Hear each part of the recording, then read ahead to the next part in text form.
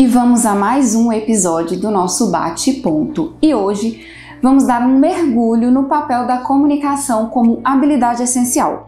Em tempos de inteligência artificial e automação, é a clareza humana que faz a diferença na liderança, no engajamento e na gestão de jornada.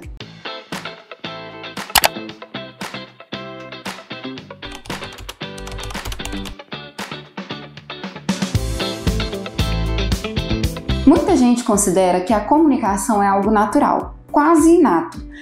Faz sentido pensar dessa forma, Nayara? Nenhum. Até porque, se nem a fala que precede a comunicação é inato, né? A gente nasce, a gente aprende aos poucos a falar, quem dirá se comunicar? Porque entre falar e comunicar ainda tem um abismo. Sim. Eu posso falar um monte aqui e a pessoa sair da sala sem ter a menor ideia do que eu quis dizer.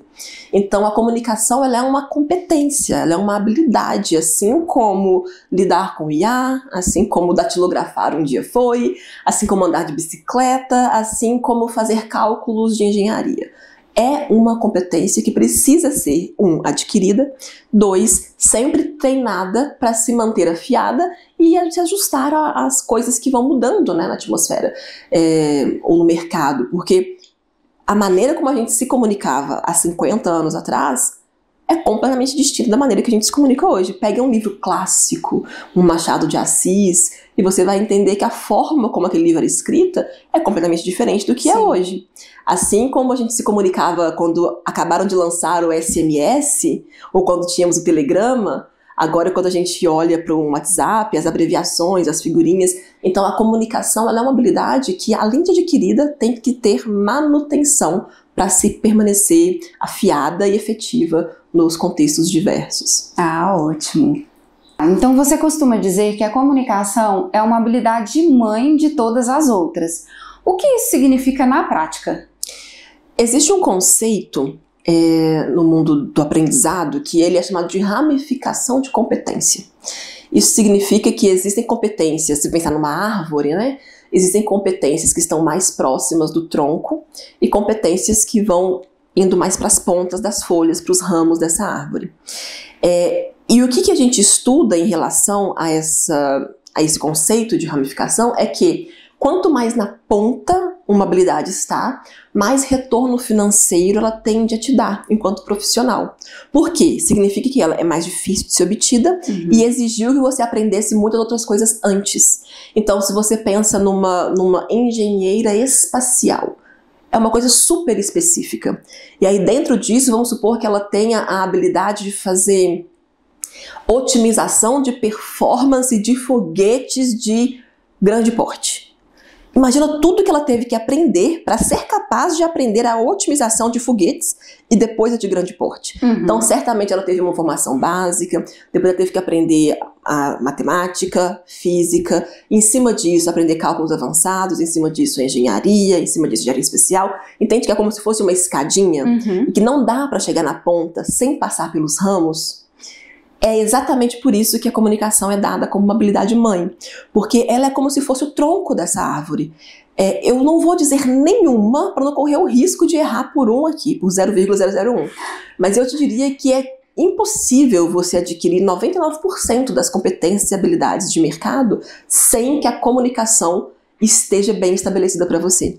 E quanto melhor for a sua habilidade de se comunicar, mais você vai conseguir colocar ramos nesse galho e ter habilidades mais específicas. Então, um exemplo prático. Numa entrevista, 2 pessoas que têm o mesmo currículo, mas uma que chega e consegue falar melhor da sua trajetória, explicar melhor quais são suas competências, versus uma que chega lá e cabecinha baixa e sim, não, responde só o que lhe é perguntado. Qual dessas duas terá uma vantagem nessa entrevista com o currículo igualzinho? A que se comunica melhor. Sim. Da mesma forma como quando você entra, por exemplo, numa especialização, quanto melhor for sua... Porque a comunicação ela é leitura, ela é interpretação, ela é imagética, ela não é só o falar. Sim. Ela é também a escuta. Então, quando você se comunica bem, você também aprende melhor. Então, é invariável. Quanto melhor sua habilidade de comunicação, mais habilidades complexas você será capaz de construir e mais reconhecido e mais específico, mais raro no mercado você vai ser. Portanto, ela se torna essa habilidade mãe, que é um grande guarda-chuva que comporta todas as outras e te permite alcançar essas outras. Então, Nayara, em um mundo cada vez mais automatizado, a importância da comunicação tende a diminuir ou aumentar? Essa é uma pergunta bem interessante e a resposta é aumentar, sem dúvida. As pessoas têm uma falsa ilusão de que agora que existe ChatGPT, Gemini e outras ferramentas similares, elas precisam ainda menos saber escrever bem, saber se comunicar bem, porque a IA vai fazer tudo para elas. Mas a IA, ela, muito mal comparando, né, como uma máquina de linguiça. Você coloca carne de um lado, sai carne do outro. Até muda um pouquinho o formato. Mas você não vai colocar carne de segunda e vai sair uma linguiça de carne de primeira, não.